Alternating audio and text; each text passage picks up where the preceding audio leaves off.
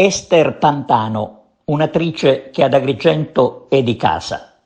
La Soleima di Macari sabato scorso è stata ospite al Temenos, accolta dal padrone di casa, il giornalista Felice Cavallaro.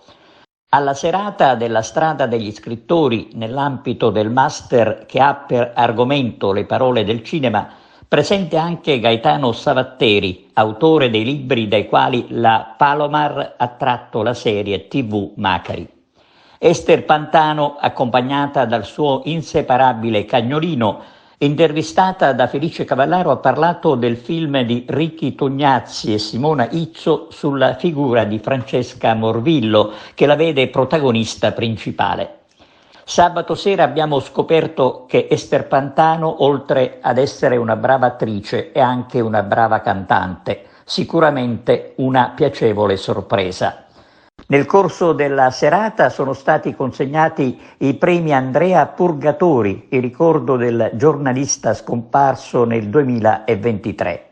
Tra i premiati per il suo interessante testo, l'ingegnere Giuseppe Riccobene. E questa sera ospite sarà Giusy Buscemi. Non possiamo fare un dramma, conoscevi già, hai detto, i problemi miei di donna, certo che lo so, non ti preoccupare, tanto avrò da lavorare,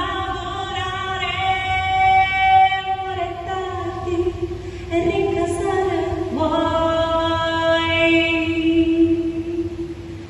non che non vorrei, questa sera ancora presto, non che non vorrei, dopo corre e faccio presto. Ma che sciocca sei a parlare.